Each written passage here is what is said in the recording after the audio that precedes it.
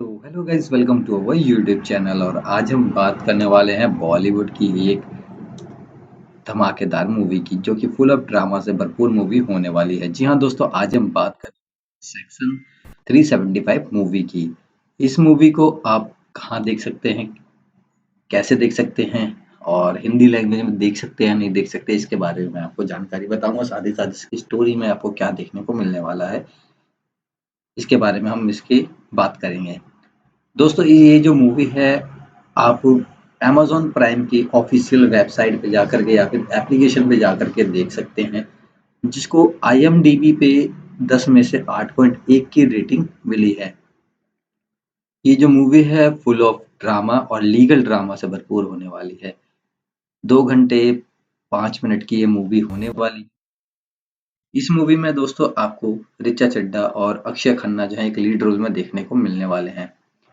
Production house की बात करें तो पैनो रामा स्टूडियो और T series super castle industries limited के प्रोडक्शन हाउस में इसको बनाया गया है। 13 सितंबर 2019 को ये जो मूवी है रिलीज की गई थी, जो कि ड्रामा से भरपूर होने वाली है, जिसको आप Amazon प्राइम की ऑफिशियल वेबसाइट पे जाकर के या फिर एप्लीकेशन पे भी जाकर के देख सकते हैं। और भी बहुत सी वेबसाइट है जहाँ पे आप इसको जाकर के देख सकते हैं। प्रोड्यूसर की बात करें तो अभिषेक पाठक और भूषण कृष्ण कुमार और कुमार मंगेत पाठक जो है इसके प्रोड्यूसर होने वाले हैं। स्टार कास्ट की बात करें तो इसमें आपको ऋचा चड्ढा, अक्षय खन्ना, राहुल भट्ट, मीरा चोपड़ा, सिल्वा दुबे, किशोर कदम, कुरुतिका देसाई, तमा और अन्नू चौधरी और अन्य कास्ट जैसे देखने को मिल जाएंगे। राइटर की बात करें तो मनीष गुप्ता और एकलव्य तोमर जो है इसके राइटर होने वाले हैं। बैकग्राउंड म्यूजिक जो है सिनेटोम सेरो सोरेजो ने दिया है। और कॉस्ट्यूम डिजाइनर की बात करें तो अमीरा पूनावाला पूनावानी पुनवानी ने कॉस्ट्यूम डिजाइन किया है। पब्लिसिटी प्रो जो है यूनिवर्सल कम्युनिकेशन और पराग देसाई के द्वारा किया गया है। ये जो मूवी है दोस्तों 2 घंटे 3 मिनट या 5 मिनट की समथिंग होने वाली है, जिसके को प्रोड्यूसर हैं संजीव जोशी और आदित्य चौकी चौकसी। और प्रेजेंटर की बात करें तो गुलशन कुमार और पैनो पैनोरामा स्टूडियोज जो है इसके प्रेजेंटर होने वाले हैं। बात करें इसकी लैंग्वेज की तो ये जो मूवी है आपको हिंदी लैंग्वेज में देखने को मिल जाएगी। और डायरेक्टर की बात करें तो अजय भाल जो है इसके डायरेक्टर होने वाले हैं। एडिटर जो है प्रवीण अंग्रे जो है इसके एडिटर है। और सिनेमाग्राफर की बात करें तो सुधीर के चौधरी इसके सिनेमाग्राफर होने वाले हैं। मनीष गुप्ता और अजय भाल जो का स्क्रीन प्ले होने वाला है। और मनीष गुप्ता और अजय भाल ने ही इसके डायलॉग्स को भी लिखा है।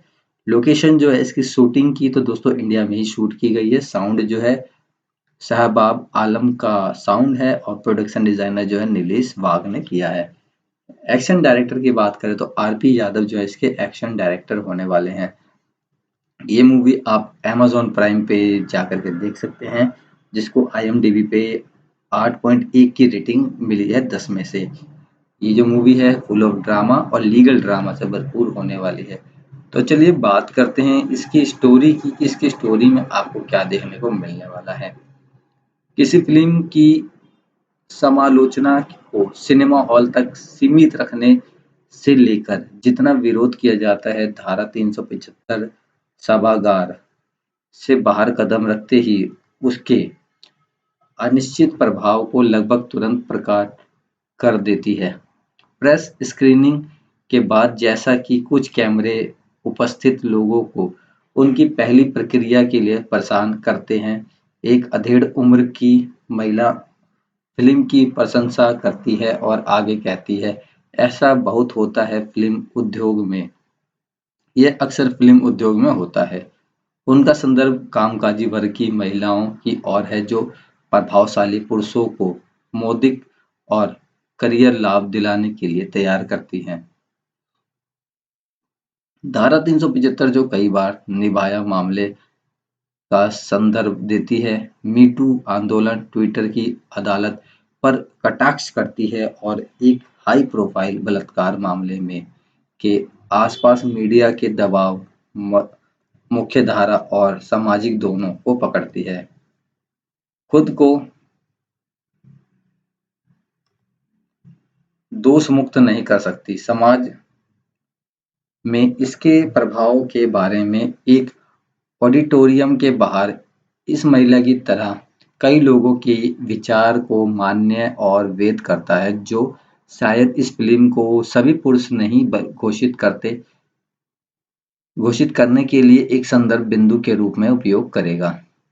एक फिल्म निर्माता अपने विषय पात्रों को चुनने, स्क्रीन पर अपनी विशिष्ट भूमि, परियोजना या नैतिक आसन में लिप्त होने के लिए स्वतंत्र है। एक फिल्म निर्माता अजय बहाल फिल्म में प्रस्तुत मामले की तरह एक मामले के संभावित वास्तविक जीवन के अस्तित्व को अमान्य नहीं कर सकते, लेकिन जब एक कथा अपने लहजे में से और कुछ तथ्यों को प्रकट करने या छिपाने के निर्णय में एक पक्ष चुनती है और अत्यंत कुछ विचलित करने वाले ग्राफिक दावों को सच होने के लिए प्रोजेक्ट करती है, तो फिल्म को उत्तरदायी ठहराने के लिए पर्याप्त कारण है। इस फिल्म को रिलीज होने के समय से अलग करना मुश्किल है। भारत में मीटू आंदोलन के एक साल बाद यह अपने चरम पर था। आज हम एक ऐसे बिंदु पर खड़े हैं जहां आरोपी अपनी फिल्म के माध्यम से आंदोलन की अवहेलना करते हुए अपने संबंधित पेशेवर जीवन में फिर से उभर रहे हैं। संकेत सुपर 30 यह यहाँ तक कि यौन दुराचार और प्रतीकात्मक शक्ति की गतिशीलता के सामूहिक प्रतिरोधी का उपहास करना इनमें आपके पास है। धारा 375 जो केवल सवाल नहीं उठाती है और ग्रे जोन जो निसंदेह अनिवार्य है का पता लगाती है, लेकिन एक पक्ष चुनती है और यह प्रदर्शित करती है कि कानून की सेवा की गई लेकिन न्याय से इनकार किया गया। धारा 375 को ध्यान में रखते हुए कसी हुई पहली छमाई स्क्रीन समय बर्बाद नहीं करती है और अंजलि डांगले मीरा चोपड़ा के मामले में कूद जाती है, जिसमें प्रतिद्वंद फिल्म निर्माता रोहन खुराना राहुल भट्ट पर बलात्कार और हमले का आरोप लगाया गया है। फिल्म काफी हद तक उच्च न्यायालय में मुकदमे तक ही सीमित है और कार्रवाई के माध्यम से दर्शकों को यौन शोषण के बारे में विभिन्न मूल्य प्रणालियों और नैतिकता वाले विभिन्न पात्रों से परिचित कराया जाता है। उदाहरण के लिए रोहन की पत्नी एक प्रतीत होने वाली नारीवादी परियोजना के पोस्टर पर चर्चा कर रही है जब उसे अपने पति के बलात्कार के आरोप के बारे में सूचित किया जाता है। फिल्म के माध्यम से यह विभिन्न कथाओं और रहस्ययोग घटनाओं के बीच विवादित और फटी हुई है। पहली छमाही युवा भावुक वकील विला मेहता ऋचा चड्ढा के विश्व दृष्टि को भी स्थापित करती है। विद्य अधिक व्यवहारिक वकील तरुण सलूजा, अक्षय खन्ना और यहाँ तक कि मामले की सुनवाई कर रहे दो उच्च न्यायालय के न्यायाधीश, एक कोई बकवास नहीं है और दूसरा गतिशीलता की उदाहरण। क्लासिक रोम सेरेमोन प्रभाव का उपयोग करते हुए जहां विभिन्न पात्रों और दो वकीलों ने विभिन्न आख्यानों के साथ मामले का विश्लेषण किया, अधिकांश भाग के लिए फिल्म अस्पष्टता पैदा करती है, उपदेशात्मक होने से परहेज करती है, आपको तथ्यों और आंकड़ों के साथ सोचने के लिए मजबूर करती है और लेने के प्रलोभन का विरोध करती है। पक्ष उत्तेजक संभावनाओं की ओर इशारा करते हुए अगर फिल्म इसकी जगह पर बनी रहती तो यह एक दिलचस्प और शायद एक महत्वपूर्ण फिल्म भी हो सकती थी, लेकिन प्रतिवादी जो फिल्म खन्ना के चरित्र के माध्यम से प्रदान और समर्थन करती है न केवल उत्तेजक है बल्कि पूरी तरह से अभियुक्तों के खाते पर आधारित है। एक बार जब फिल्म एक स्टेड ले लेती है और आप सिनेमा हॉल से बाहर निकलते हैं और खन्ना के तर्कों को सच मानते हुए अपने सिर में कथाएं प्लेबैक करते हैं तो यह चिलिंग से कम नहीं है। यह फ़िल्म न केवल उन सभी को मान्यता प्रदान करती है जो यौन पीड़न के मामलों को गलत मंशा से खारिज करते हैं, बल्कि उन महिलाओं को भी बहुत नुकसान पहुंचाती है जिन्होंने हाल ही में सामाजिक कलंक और जोखिम में डालने और उन अपनी कहानियों को दुनिया के साथ साझा करने का साहस दिया है। जब खन्ना बोलते हैं या क्रेडिट रोल के रूप में सभागार से उत्पन्न होने वाली हर ताली से टूट के साथ धारा 375 के प्रभाव का पता लगाया जाता है और लापरवाही और अदूरदर्शिता जिसके साथ बहल ने इस विषय पर संपर्क किया है। कोर्टरूम ड्रामा बॉलीवुड का पसंदीदा फॉर्मूला है जिसे आजमाया और परखा जाता है। पावर पैक पंचलाइनों के साथ प्रभावशाली वकील हाई प्रोफाइल केस लड़ रहे हैं और फैसले ज्यादातर एक मजबूत संदेश देते हैं। अदालत की कहानियां मनोरंजक होने के लिए जानी जाती है और इसलिए यह कोई आश्चर्य की बात नहीं है कि कैसे भारतीय दंड संहिता आईपीसी की धारा 375 पर आधारित धारा 375 सहजता से लोगों के मन में अपनी उपस्थिति दर्ज कराती है। अजय बहाल द्वारा निर्देशित, जिसमें अभिनेता अक्षय खन्ना और ऋषि चड्ढा प्रमुख भूमिकाओं में हैं, यह निश्चित रूप से एक बहादुर और प्रासंगिक फिल्म है जो महिलाओं की सुरक्षा के लिए बनाए गए कानून और उन्हीं कानूनों का महिलाओं द्वारा अपने निहित स्वार्थों के लिए दुरुपयोग किए जाने के एक जटिल मुद्दे से निपटती है। जिस तरह से कथा एक व्यक्ति की दृष्टिकोण के बारे में दृष्टिकोण पर स्विच करती है, कहानी के दोनों पक्षों को प्रस्तुत करती है। अनावश्यक प्रतिरोधी के बिना फिल्म की कहानी बहुत कुछ वैसी ही है जैसे इसके ट्रेलर में दिखाया गया है। एक फिल्म निर्देशक रोहन खुराना पर जूनियर कॉस्ट्यूम डिजाइनर सहायक अंजलि डांगले के साथ बलात्कार करने का आरोप है। उन्हें दोषी माना जाता है और 10 साल के कठोर कारावास की सजा दी जाती है। वह उच्च न्यायालय में अपील करता है और अपने मामले की रक्षा के लिए वह एक हाई प्रोफाइल वकील तरुण सलूजा को काम पर रखता है, जो अभियोजन पक्ष के वकील हिरल गांधी द्वारा किए गए हर तर्क को कम करने की कोशिश करता है। अदालत में फिल्म किसी भी बिंदु पर खिंची हुई महसूस नहीं होती है और जो संदेश देना चाहती है वह बहुत पहले ही भेज देती है। ये धारा 375 के बारे में दर्शकों को जागरूक करने के अपने मुख्य आधार को छूता है, जैसे कि अन्यथा माना जाता है कि कोई भी बलात्कार महिला की सहमति के बिना नहीं होता। फिल्म इच्छा और सहमति के बीच अंतर करने की आवश्यकता पर जोर देती है। जब की बात आती है तो दो मुख्य आवश्यकताएं होती हैं। अदालत में दृश्य डेटा आंकड़ों, तथ्यों और आंकड़ों से भरे हुए हैं, जिन्हें एक बार से पचाने के लिए थाली में रखा गया है। हालांकि अगर आप दामिनी से सन्नी देओल के सिग्नेचर तारीख पे तारीख मोनोलॉग या पिंक में अमिताभ बच्चन की महिला सुरक्षा पर रू, रूल बुक या मुल्क के में धर्मनिरपेक्ष पर तापसी पन्नू के भाषण को याद करते हैं तो शिकायत ना करें, क्योंकि धारा 375 में ऐसा कोई ओवर द टॉप नहीं है।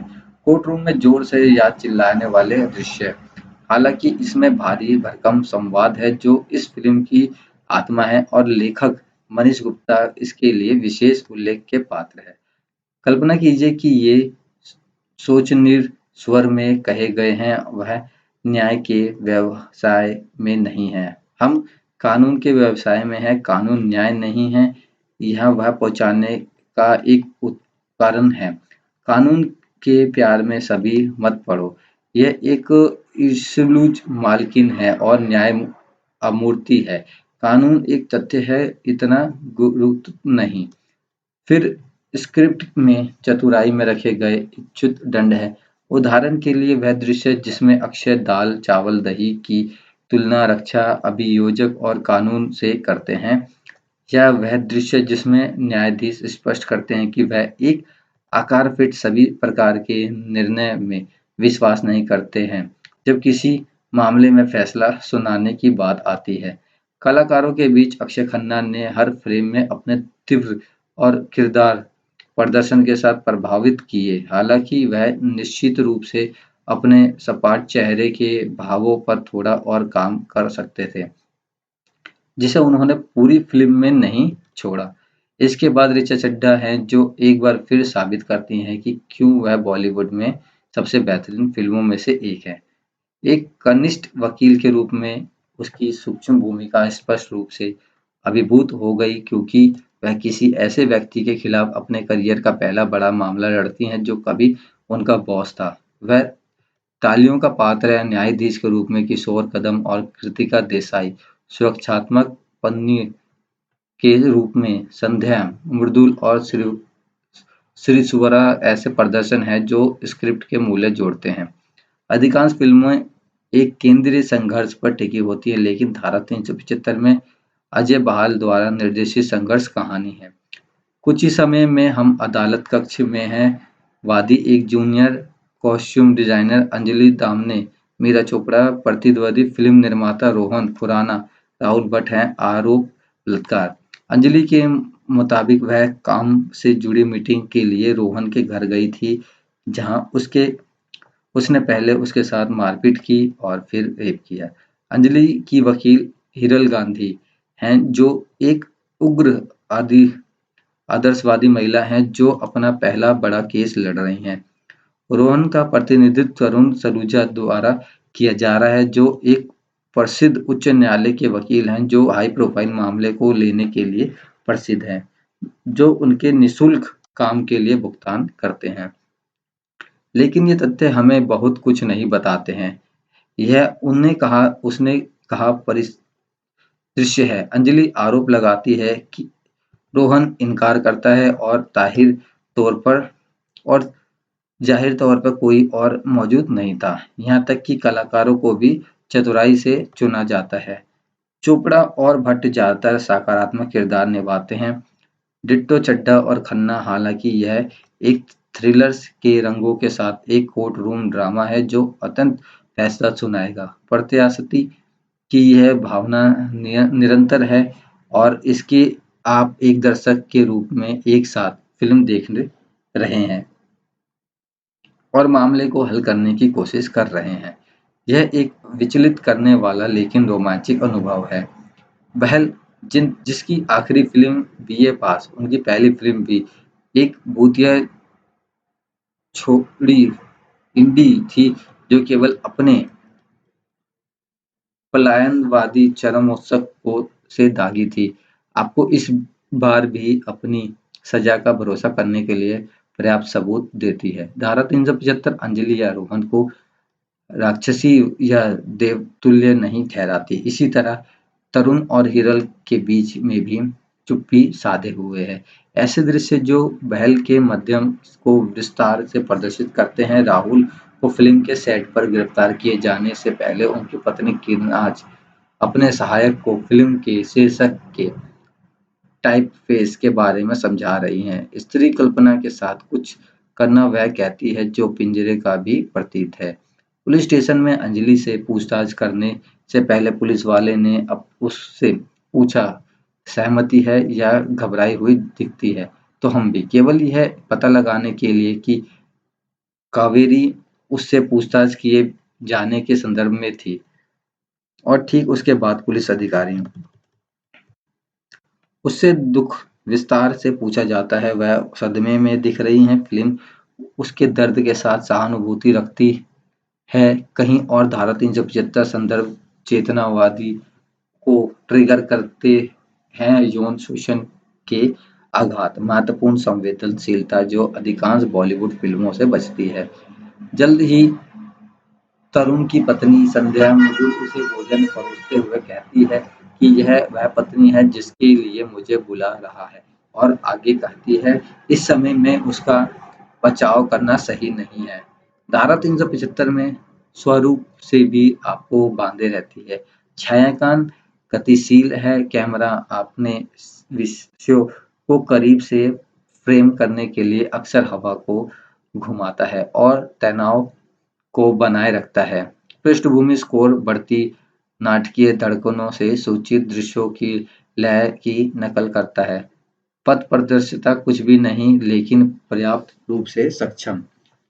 तेज तर्रार गला काटने वाले वकील के रूप में खन्ना लगातार पेचीदा है। यह एक ऐसी भूमिका में है जिसके माध्यम से वह निंदा में चल सकता है और फिर भी उसका चित्रण पूर्णाभ्यास जैसा नहीं लगता। ऋचा चड्ढा काफी हद तक प्रभावहीन है, खासकर और वृंदावन यह भी है उन दृश्यों में जहां वह अपने मूव क्लिक्स के लिए कड़ी बहस कर रहे हैं, लेकिन यह साइड कैरीकट है जो सबसे अलग है। विशेष रूप से किशोर कदम जस्टिस मुगगावरकर की भूमिका निभा रहे हैं, जो अपने बोलचाल की भाषा को मराठी और हिंदी का अद्भुत मिश्रण लाते हैं। अप्रत्याशित, आकस्मिक हास्य और लगातार कम महत्वपूर्ण झुंझलाहट के साथ अपनी भूमिका निभाते हैं, जो बेहद पहचानने योग्य है। हालांकि उसी समय जैसे-जैसे फिल्म अपने कथानक को उजागर कर रही है, वैसे-वैसे यह खुद को प्रकट भी कर रही है। वादी और उसके वकील महिलाएं हैं, प्रतिवादी पुरुष एक प्रारंभिक दृश्य में अदालत के बाहर एक विरोध करने वाली महिला तरुण के चेहरे पर काली स्याही फेंकती है। इस मामले में वह ऑनलाइन सार्वजनिक प्रक्रिया चरम पर है। फिल्म एक से अधिक बार हैंग थ्रीस्टपिट जैसे अभियोक्ता हैशटैग के साथ स्क्रीन भरती है और अनुचित लगती है। मृदुल का किरदार एक कट्टर नारीवादी है और शायद क्यों एक स्पिनिंग टाइप है। आप पुस्तक में उस पुराने नियम को जानते हैं जो आमतौर पर बॉलीवुड फिल्म निर्माताओं द्वारा लागू किए जाता है कि मैंने इसका एक से अधिक बार उल्लेख किया है। अपने प्रतिद्वंदी को इतना बेदुला, इतना कठोर बनाओ कि आपका नायक डिफ़ॉल्ट रूप से सदाचारी बन जाए। क्यों हो सकता है कि केवल साजिश विवरण अब तक एजेंडा की गंधा। रिवर्स इंजीनियरिंग का मामला एक गुमराह विश्वास के अनुरूप कहानी है। यही कारण है कि यह आश्चर्य की बात नहीं है कि अंतिम खुलासा असंबद्ध लगता है। फिल्म के बाकी हिस्सों के विपरीत यह कानूनी या पुलिस जांच का नतीजा नहीं है, बल्कि हमें बस बताया गया है। एक आदर्श अनैतिक दुनिया में यह चिंता का कारण नहीं होता। हालांकि यह दुनिया कुछ भी है और सिनेमा एक कला रूप जो संभावित रूप से एक दर्पण में परिवर्तित हो रहा है, या तो यथास्थिति का सामना कर सकता है या इससे बनाए रख सकता है। मुख्यधारा के बॉलीवुड ने ऐतिहासिक रूप से धारा 375 को चुना है और यह प्रक्रिया में जीवन का एक बहुत छोटा टुकड़ा दिखाया गया है। चतुराई से विसंगति को आदर्श के रूप में पैकेजिंग ये चित्र बेशक या स्पेक्ट्रम पर है, लेकिन जैसा कि इसके चरमोत्कर्ष से पता चलता है, धारा 375 में बारीकियों या वास्तविक जीवन की प्रतिद्वंदियों के लिए बहुत कम सामान्य है।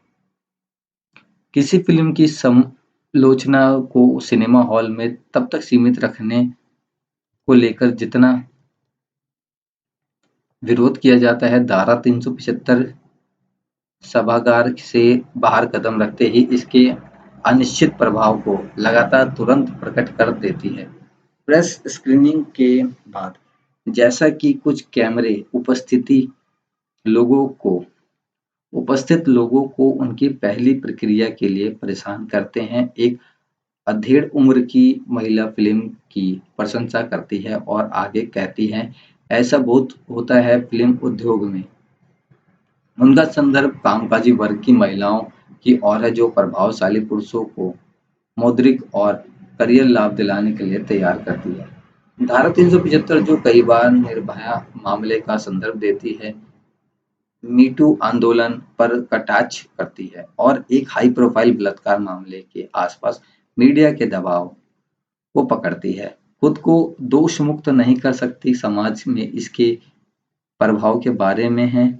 यह ऑडिटोरियम के बाहर एक महिला की तरह कोई कई लोगों के लिए विचारों को मान्य और वैध करता है, जो शायद इस फिल्म को सभी पुरुष नहीं घोषित करने के लिए एक संदर्भ बिंदु के रूप में उपयोग करेगा। एक फिल्म निर्माता अपने विषय पात्रों को चुनने, स्क्रीन पर अपने विश्व दृष्टि परियोजना का या नैतिक आसान में लिप्त होने के लिए संयंत्रण है।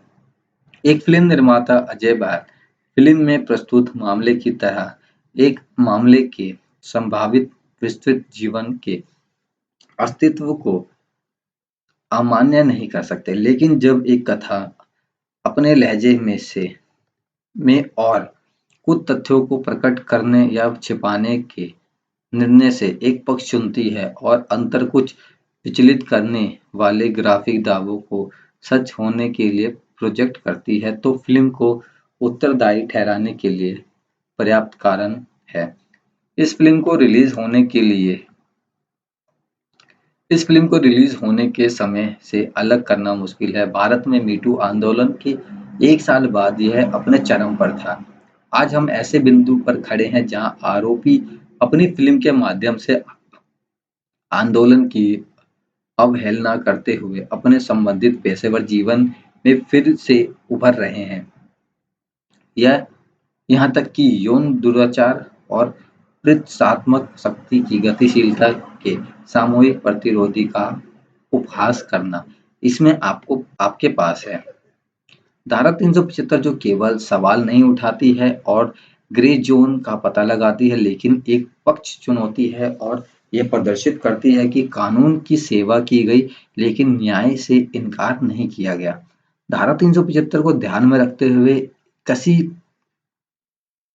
हुई पहली छमाई स्क्रीन समय बर्बाद नहीं करती है और अंजलि डांगेल के माध्यम से कूद जाती है, जिसमें प्रसिद्ध फिल्म निर्माता रोहन खन्ना का बलात्कार और हमले का आरोप लगाया गया है। फिल्म काफी हद तक उच्च न्यायालय के मुकदमे तक ही सीमित है और कार्रवाई के माध्यम से दर्शकों को यौन शोषण के बारे में विभिन्न मूल्य प्रणालियों और नैतिकता वाले विभिन्न पात्रों से परिचित कराया जाता है। उदाहरण के लिए रोहन की पत्नी एक प्रतीत होने वाली नारीवादी परियोजना के पोस्टर पर चर्चा कर रही है, जब उसे अपने पति के बलात्कार के आरोप के बारे में पता सूचित किया जाता है। फिल्म के माध्यम से वह विभिन्न कथाओं और रहस्ययोग घटनाओं के बीच विवादित और कटपटी हुई है।